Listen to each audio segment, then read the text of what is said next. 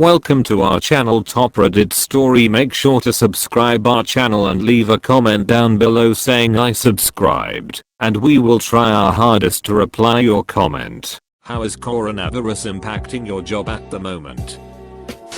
I was living in Shanghai with a great job and a great apartment. I visited a friend for a last-minute vacation in Taiwan when the virus hit China really bad. My job shut down and I was told not to come back to the country. They stopped paying me salary and housing stipend, even though it's illegal, and I've been stuck in Taiwan ever since trying to start a new life. I essentially lost all my stuff as I couldn't pay for the apartment anymore. Need to resort to teaching English, temporarily, to survive here. No end in sight and not sure what my future holds. It's a scary time and has been a rough month. Goddamn, that sucks. I feel your pain, dude. I was out on assignment for the company and they fired me for not showing up to the office. Well, no shit. I was out on assignment for the company. They cancelled my flight, hotel, and company credit card. It was like they sent me on the assignment specifically to strand me in another country. Sued them and it took forever to get money back. I basically had a reset on my life. And this was in the US. I can't imagine how little protections you'll get having to fight China. I work for Starbucks. We are no longer making drinks in personal cups and we have a timer set for every 30 minutes to tell everyone to wash their hands. Starbucks doesn't have those timers normally. I used to work fast food and those timers were a standard. There are timers for when to change sanitizer and get clean pitchers and bar parts, but no. There hadn't been one specifically for hand washing. I work retail. We're out of paper towels, wet wipes, hand sanitizer, toilet paper, and water. We're also quickly running out of baby food, canned goods, cereals, and bleach. I've also had some old boomer tell me she hopes I catch coronavirus and die because I couldn't magically pull a bottle of Germ-X out of my ass for her to buy. I work in the hotel industry. My hotel has lost hundreds of thousands of dollars of revenue between cancellations of leisure travel and business travel. We've seen cancellations all the way through June-July. We were tracking for a huge Q1 but now everything is up in the air. We're having to shuffle labor so some of our hourly staff is losing shifts since we don't have the occupancy in the building to justify having the full staff in-house. It's a really scary time in my industry. All of the revenue managers in the city are having a collective panic attack. I went on holiday to Asia and my boss told me not to come to work for 3 weeks. Even though financially I'm screwed, these 3 weeks have been bloody marvelous. We got a message on the portal that sums down to, wash your hand you dirty ducks. I work in healthcare in an area that's had an outbreak. It is certain I will be getting the virus. Just a matter of when. I'm so sorry. Thank you for putting yourself at risk to care for others. My heart breaks for all of those affected. I live in rural Michigan and work just over the border in Indiana. And so far the only thing that has changed is gas prices have gone down to just over $2. I live in California and the twin ports of LA and Long Beach are kind of in a shutdown. Customs is slowly inspecting container ships and that's creating a ship backlog. There's talks about a nationwide recession due to the slowdown at the ports. I'm a nanny in Seattle. Both parents are working from home so the house has been chaos. I can't take the little one to all the usual activities so he's getting cabin fever. Bright side. My hour commute has been reduced to 35 minutes because everyone else is working from home and there's no traffic. I work in a hospital. An email went out today telling us to involve the minimum number of staff for any patient on droplet airborne precautions, no students, scribes, etc. to conserve mask supplies. They usually turn a blind eye to staff taking supplies home but they're threatening disciplinary action now for anyone who takes masks sanitizer. Someone stole the sanitizer off the secretary's desk today. We're encouraged to have a low threshold for calling in and use telemedicine when appropriate instead of coming to a doctor's office. They'll advance us 2 weeks of PTO if we don't have any. Which is all well and good. But they are not giving extra to us. Just advancing it.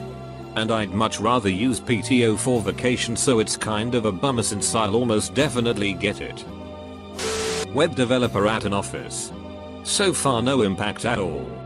I also write software and my office already has contingency plans for everyone to work at home for a few weeks if necessary. I already work at home 80%. So not that big of a change for me. I wish we could do that. Stupid Cisco licensing limits on VPNs.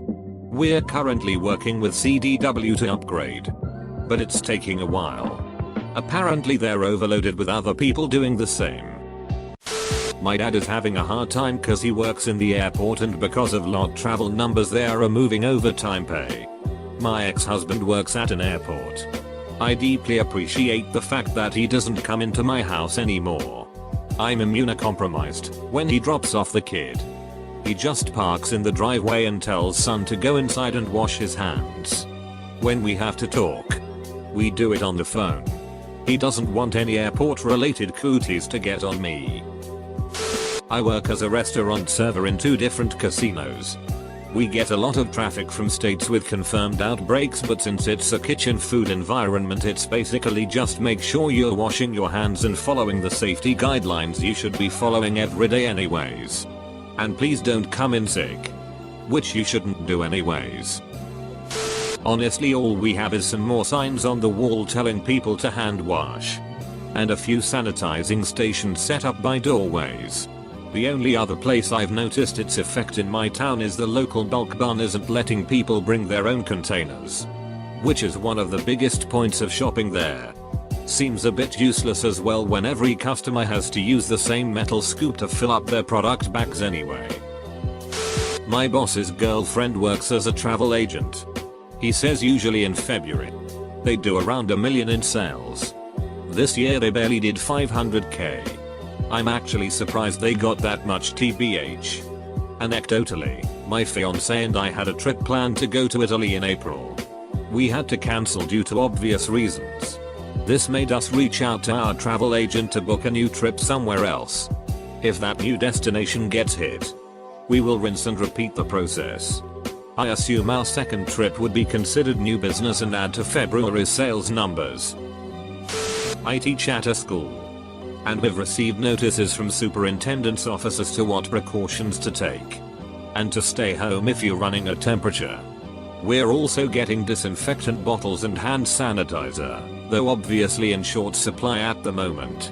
I think it's been mentioned.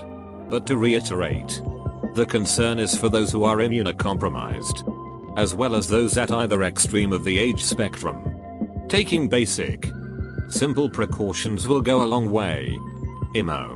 Just because it isn't the plague or SARS doesn't mean it won't affect you or those you love. Don't freak out, but don't act like it's nothing. Just be mindful and take sensible steps to ensure you're safe, as well as others. Honestly, if I found out I had it but didn't heed any of the warnings, or went about my day without a concern, and then heard that one of my students' grandparents or infant sibling had contracted it and was fighting for their lives, I'd be devastated. I'm a software developer, so no real change here. But I was scheduled to go to a conference at the end of the month. But company has cancelled travel even though the conference is still going on. Seafood. Some prices dropped due to decreased Chinese demand and import problems. Live lobsters and salmon. The Boston Seafood Show was cancelled. Japanese fish are hard to come by. I'm terrified to go to work. I work retail. We have hundreds of people coming in and out every day. People sneeze and cough and don't even attempt to cover their mouths, and if I say anything to them, I could get in trouble. I had to have someone in produce pull a bunch of apples the other day because there was a kid just standing there coughing on them and his parents just let him. And we can't use doctor's notes as excuses. If we get sick, we have to come in or risk losing our jobs. I hate this company. The stock market is ducking wild. It really is. My boss sold everything Tuesday before last, then bought again Monday morning, then sold it all at the end of the day, then bought Wednesday morning, then sold Wednesday afternoon. He make 50% on his money in only a little more than a week, so he's in a damn good mood. I'm one of 3 doctors that own a practice in the US. We had a meeting to determine that if we shut down for weeks when this gets to our section of the Midwest, do we pay the employees? We all decided yes. So we are all putting more money in savings so our 34 employees still get full payroll even if we close. If we close, no inflow of money to the practice. So the money has to come from somewhere. So much for getting ahead on my student loans. But I'm pretty sure 2-3 weeks of no pay will hurt my staff more than it would hurt me. I bet the local hospital will just screw over their staff and send them home without pay. Holy shit, is it annoying. I work in the HR industry and all I've done this week is write articles, blog posts, and emails about how to treat your employees during the pandemic and what your policies should look like. I love that my company is providing good and helpful guidance for people. But boy howdy am I ready to be done talking about it. The coronavirus isn't impacting my job because I don't have one, but it is impacting my parents' job. We live in Hong Kong and my parents own a security tech factory in mainland China. They can't go to the factory to do work, but they also have an office in Hong Kong where they can work. One of their workers came back from Wuhan but didn't quarantine herself and went to work anyway. My parents found out and their office had to be shut down temporarily. They couldn't work so they couldn't make money for the family. But the thing was, my mum was the boss, so that meant she still had to pay workers even though they aren't working. So basically my family is losing more and more money every day and we have no way of getting more money until the government decides it is safe for the office to reopen. I haven't seen my parents so stressed out in my entire life. Every time I see them they are either on their computers sending emails and writing documents or on the phone talking to government officials. I haven't seen them in a good mood or relax in a while and I'm starting to really worry about them. The worst thing was, the worker knew all this was going to happen. She just didn't care. My parents said the office should reopen sometime within the next few days, so hopefully everything will be okay soon. Edit. Good news. The day after I posted this the office reopened, so everything is going to be okay. As a web developer I now have to limit the amount of users accessing the website at the same time to decrease the chance of infection. While this is pretty annoying, it also eliminates scalability as a requirement. Yes. I'm just kidding. Though, I wouldn't be too surprised if a customer actually came up with such a request. We now have a daily janitorial team whose number one priority is disinfecting door handles, water fountains, keyboards, screens. Basically anything people touch a lot. Also, if you have it or a family member has it but you don't have the sick time for it, then sick time will be given to you. Also, all travel and large gatherings are cancelled through the end of the month. The last one is kinda disappointing because there were events planned, but health safety is definitely more important.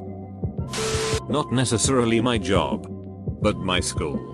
I'm 17 and I go to high school in Washington State. There's been a lot of schools shutting down around us because of concerns or cleaning. I've been pushing through it. First case in our tiny town just got confirmed. It's definitely weird seeing our tight-knit community on the headlines of CNN. We've had letters sent home on COVID-19 and my astronomy teacher has been updating us every day, as his wife is an emergency room nurse. I know we'll shut down eventually, but it's just a matter of when. The atmosphere at school is a lot more subdued now. Everyone is being more cautious. Quite a few aren't even showing up anymore. It's just weird. Our inventory comes exclusively from China, but we're stocked up enough to not risk running out. Current orders are slightly more expensive, but our margins are good enough that we're just eating the extra expense and keeping our clients happy. Not too bad. All of our manufacturing comes from China. The only difference I've seen so far is that people don't pop the bubble wrap any longer. That was fun to do. So it's sad to have that fun taken away. International Business School. We have had to bring back students from countries where they are doing their obligatory year abroad or international internships. This week we announced the destinations to the first years. Obviously, Anyone who chose China or Italy or South Korea is on a conditional shortlist. Our current interns are freaking out. One such student has had the craziest year of her life. Beginning a 6-month internship in California that was cut short by wildfires. Finding a new internship in Australia that ended after only a week because fires, but managing to transfer to Hong Kong for the remainder. She got out of Hong Kong to go back to California for some master's program, but now she is in quarantine in France. There is a crisis meeting every day at 4:30 about this situation. Seeing as how schools are beginning to close, there is a good chance that I might have a few weeks off in the future, which will be chaos for my employer. All sporting events are cancelled. All conferences cancelled. Some teachers are doing video lessons. No more handshakes. Cafeteria staff is down to about 60%. A few colleagues are on lockdown because they live in areas with multiple cases. TLD are trying to adapt, but we know that an international school is a virus playground. I've been a kindergarten teacher in Shanghai for the past 5 years. I went on a trip to Cuba for Chinese New Year, and by the time I returned, the infection rate was climbing dramatically and everyone here was in a panic. My kindergarten is closed indefinitely and my company has assigned us to online teaching, but it's a total mess and really disorganized. The city is slowly returning to normal. Businesses that haven't closed are resuming, albeit with reduced hours. And some companies are having workers come back in, but it still feels very eerie with the masks, restrictions and temperature checks everywhere. After being cooped up at home for so long, I'm starting to wonder if I should throw in the towel and return to my home country to seek out better options. Professional speaker in Europe. Conferences being cancelled all over the place. I've only lost 2 so far, but I'm waiting to see how many more companies decide to cancel. In many cases these are probably postponements and I'll get the work eventually.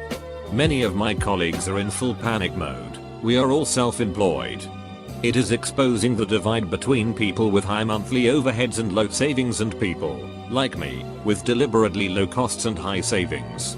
I can afford to shrug and take personal time for a few months until things stabilize. Apparently the movie industry is going to lose a ton of money due to the virus, especially in areas where the virus hits hard. The theater chain I work for is already filing for bankruptcy. And if it hits our area, it could kill any chance of us recovering from it. I work at a company that does trade show booths. We have had many cancellations. One more as I was typing this. I have been looking busy for the last week or 2. And preparing to be laid off or have my hours cut severely for the foreseeable future until things get going. Just to walk through the front door you have to go through a screening process. We're doing the opposite. I work in a Microsoft building for a vendor. And security has stopped doing pat-downs and has basically stopped searching bags. I don't know if they were given permission to stop, or they stopped on their own due to fear. We can't order surgical masks, so we are reusing them. We need surgical masks for actual surgery. Reusing them isn't that bad as we are protecting patients from things we breath out. And reusing them 2-3x isn't probably detrimental. Just annoying. Serious, sailors of Reddit, what is the most unexplainable thing you have witnessed out at sea? I was manning a 0.50 calories on my first cruise in the Persian Gulf. I stood 1 4-hour watch every day. And it was pretty monotonous. We saw plenty of Gulf wildlife, bright purple jellyfish, sea snakes, etc. But one day I saw a bloated cow carcass just floating in the water. We're 100 miles from shore, so it probably didn't float out. But the possibility existed. Until we saw the second one. Then the third. Then the fourth. And the fifth. At about 1,000 feet intervals. There were bloated cow carcasses forming a perfectly straight line that we followed for a pretty good while because we were also going that direction. Had to have been 2-3 dozen of them. There were some goats and dogs in there too. Maybe not supernatural or anything, but it was pretty ducking weird. Never seen anything like that before or since. Sailing off the coast of Florida in a submarine at periscope depth.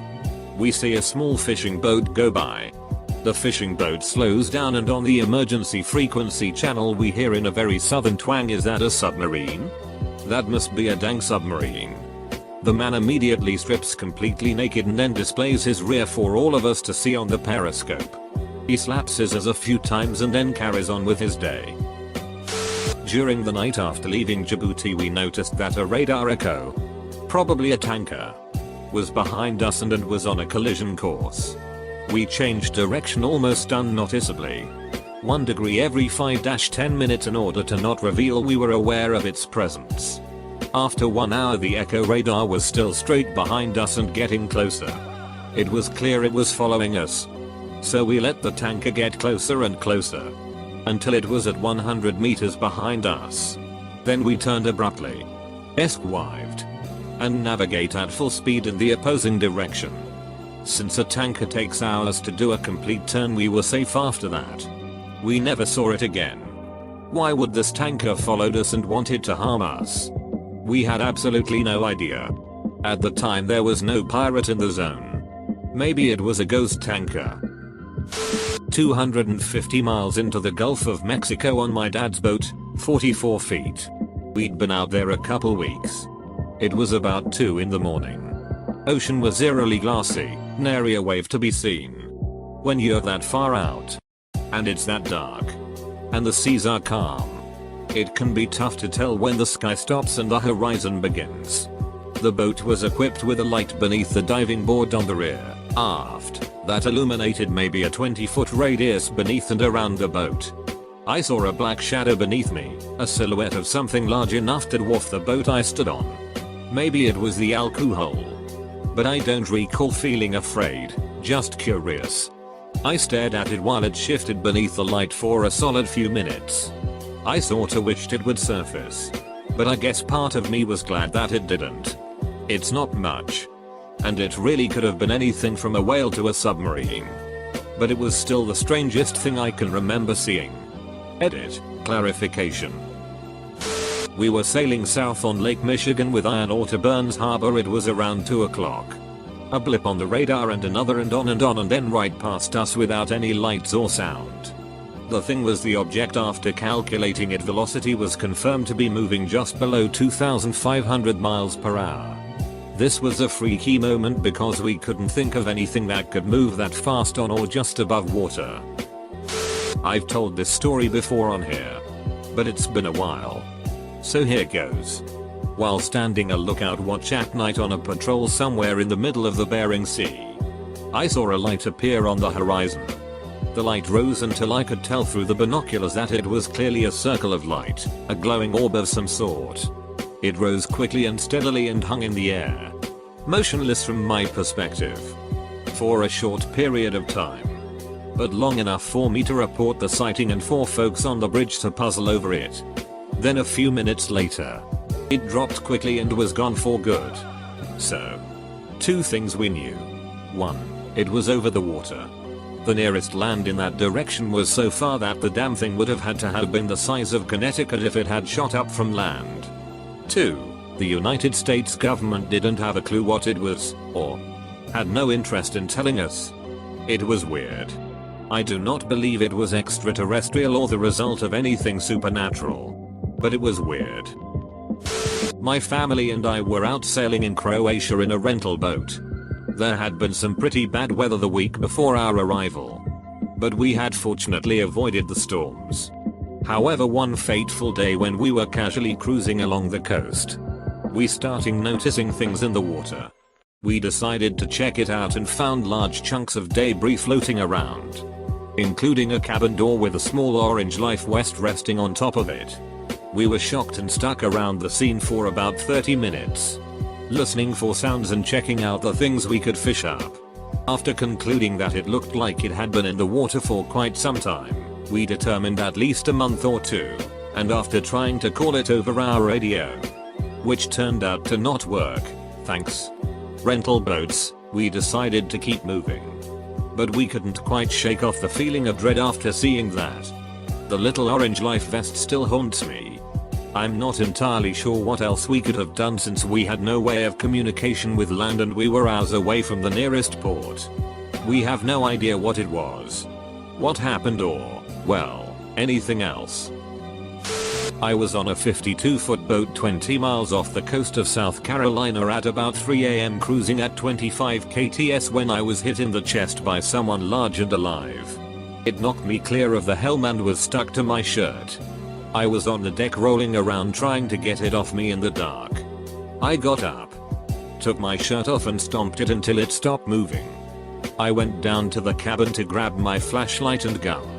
When I got back to the helm I finally was able to see what it was. A huge bat. Its wingspan was 2 feet and it was still very much alive. It sat there for a minute and then flew off. I was bleeding and had to get rabies shots when I got home. It was nothing strange but still unexplainable. Seeing the stars while in the middle of the Atlantic with all lights on board off and a new moon. I don't mean a few miles off the coast either, I mean the closest I was to land was probably 400-500 miles. With literally no light pollution, it is like you are seeing one of those long exposure pics, but it's just something unreal. I live in Bermuda. About 10 years ago, our one and only power generating plant had a massive fire, plunging the whole island into blackout. That meant that other than the faint glow of a burning power plant, there were no lights within 700 miles of us. The skies were perfectly clear and there was no moon. It was like standing in outer space, the stars and sky were so visible. It was a special experience. My great-grandpa was a frogman, predecessor to the Navy SEALs and EOD, in the US Navy during World War II, and he claimed one day when he was on the deck of a ship before a mission, and he claimed that for a moment he saw thousands of hands reaching out of the water. A few hours later, while he was on shore, the ship was attacked and lots of sailors on the ship died. He didn't believe in visions and he always said it was because of the stress of running missions non-stop for the last month, but the rest of my family thinks he saw a few hours into the future. This will be buried, but whatever. Not me, but my father worked on an oil rig offshore in the Gulf of Mexico in the 80s. He said that on a couple of occasions he would see schools of barracuda making very strange and different but perfect shapes in the water. Shapes such as triangles, squares, rectangles, and even circles. He is an avid documentary watcher and says he's never seen anyone acknowledge or talk about it. No one will see this, so I'll just tell more of a light-hearted story. I'm sure you have heard of a flying fish before. I had too. I always thought that it was just like a misnomer.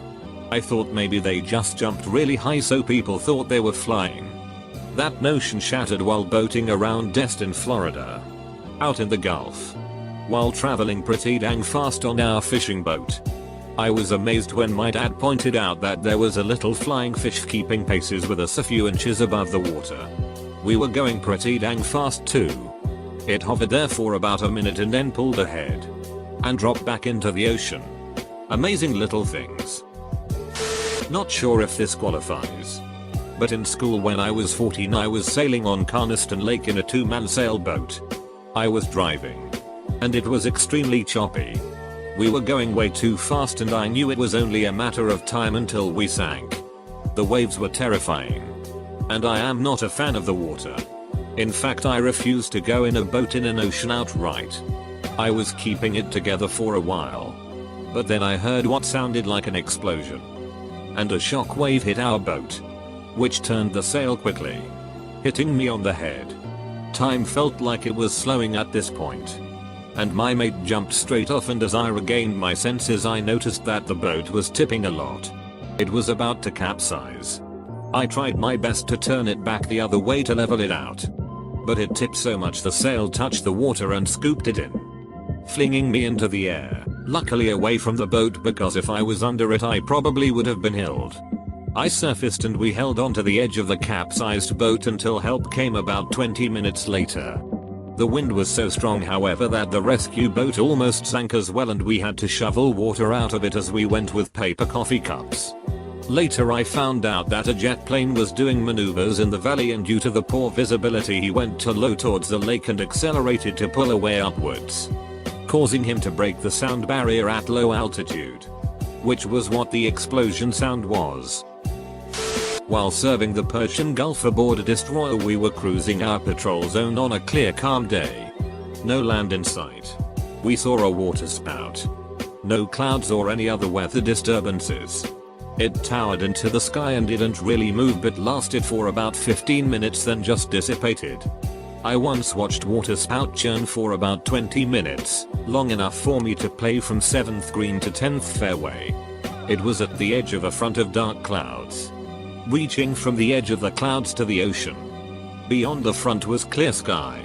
But where I was it was ominously black beneath a darkened sky. One of those thunderstorm turns day to night kind of skies. The sun was obscured by the clouds. But the water spout, being at the front, was backlit by the sun. The water spout and the spray at the base was lit up like some kind of fantastic Christmas decoration. Almost otherworldly in its brilliance. It was an amazing, memorable sight. I took my boat out with my buddy. We headed out to Catalina Island. At about 6:30 in the morning, 15 miles offshore or so, we see a giant green flash come down from the sky in front of us. It was pretty big and bright in the sky and lasted for about 2 seconds and then it was gone. There's a military base on a different island further out, but it didn't look military. We've never seen anything like it before or since. In the South Pacific, I once saw a flash of green and purple erupt in the sky. I figured it was natural, but a few guys freaked out. I've answered this before. But the stars. When you're 3 days from the nearest land, and it's a clear night. More stars than you could ever imagined. And enough shooting stars to make you run out of wishes. I guess not unexplainable, but still really cool. I was once aboard a ship in Alaska which rammed a whale. Ship didn't even bump. We just cruised past it. Third-hand story from my time in the Coast Guard. A bit of a heartbreaker. So skip if you don't want the onions. Back before getting updated in the late 80s and early 90s, Fram. USCG Hamilton class cutters ACA 378s had Navy armament. 538 main gun. Torpedo tubes. And sonar. I talked with an old sonar tech who had been stationed on his first tour as in Street Ike. While patrolling in the Pacific, they hit a baby whale cruising next to its mom. They had been going at a good clip so they couldn't slow down fast. Chunks of whale got flung up on the flight deck from the props. The sonar shack had to listen to the death of the baby whale and the cries of its mom. It messed up the crew for a while. Especially the sonar guys. Yes, my favorite question. I've posted this before. But on a Navy ship in the Bahamas at night, we almost got hit by a water spout. Came within about 20 yards. We couldn't do any maneuvering because of water depth. And then there was a moonbow, when the moon is so full and bright that it makes a grayscale rainbow. It was beautiful and I tried to get a photo of it, but of course I didn't have proper camera equipment. My father was a subsea engineer. He had numerous tales about finding strange debris on the ocean floor. His most interesting story was from a trench inspection for a new pipeline. He was on board the submersible as it followed the freshly dug trench and they videoed the site. Suddenly the pilot spotted something, slowed the sub, and shut down all the video equipment. He moved the sub to bring the lights on the skeletal remains of a human that had been clearly wrapped in chains. They hung there for a while in quiet observation. Then my dad asked the pilot, "Why did you shut down the video?" He replied, "Unless you want this entire project to be halted while a criminal investigation into the death of some stranger who likely died over 100 years ago. Best to leave what we have found down here and move on." Lazily sailing on a bright, sunny SoCal day. Light winds. No chop. Just wavelets and swells. Lost a wooden push broom off the stern of the sailboat. Saw it go over and start to float away. Glanced down at my feet. Glanced up and it was gone. It had instantaneously turned invisible. It most certainly did not sink, but though I thoroughly scanned the only area it could possibly be floating in, as my buddy brought us around in our tracks, it was nowhere to be found. Just gone. It really struck home the importance of man overboard drills and 1. Not taking your eyes off the person for even a fraction of a moment. And 2. Physically point at them with your arm extended until they're rescued. Because floating objects really do disappear that fast. I have a good friend who I have been sailing with for years. I have a few stories with each of us, but my favorite is the story of how we met from his perspective. I was sailing off the coast of Washington just minding my own business when I see a mast sailing past me. Assuming I had just drank something that was messing with my head, so I peer over to take a look.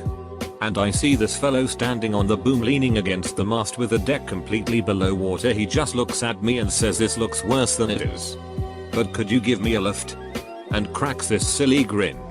In a long story short, I gave this nut job and his flooded Zodiac lift back to port. So yeah, the strangest thing I think I have ever met on the ocean has been myself. Though I is a close contender. Submariner here. And not my story, but it came from a retired submariner I work with. It's also not unexplainable because, you know, like science and stuff.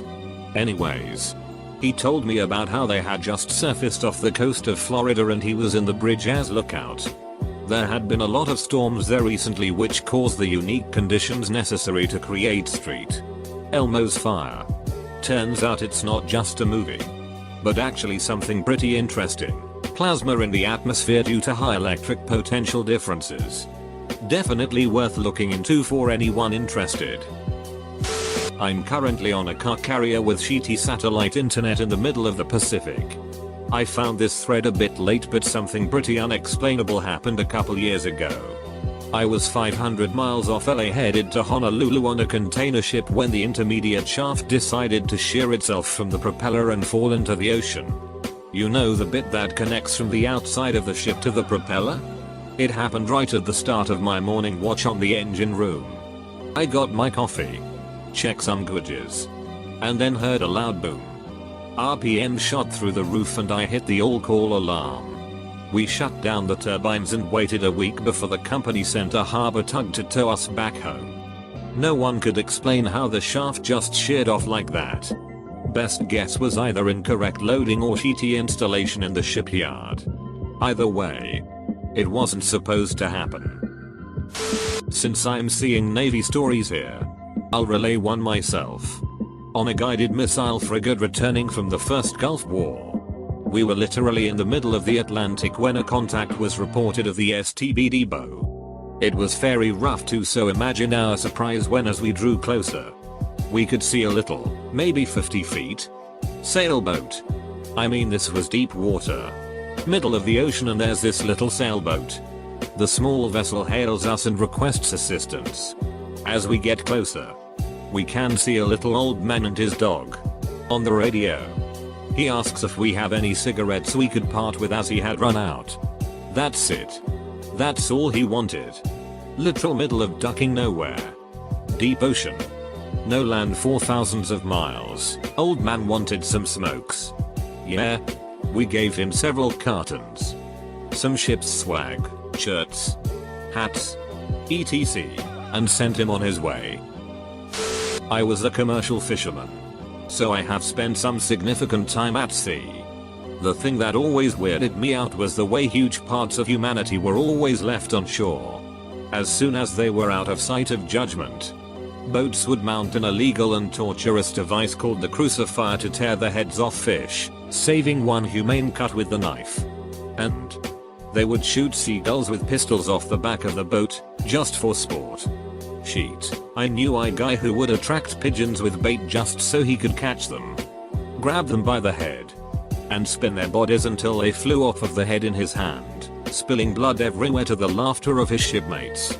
The weirdest thing about the sea is what isolation does to human beings. Sailing in the Gulf Islands of British Columbia. Doing our best to stay away from the Navy. They were running a cat and mouse type exercise at the time. Anyhow, we're sailing up towards our anchorage for the night.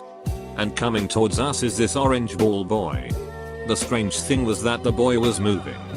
And was moving against current and wind. Despite the Navy ships that were playing hide and seek with each other in the islands. There wasn't any around us at that point. Nor were there any other boats. My best explanation is that it was attached to an underwater autonomous vehicle or similar.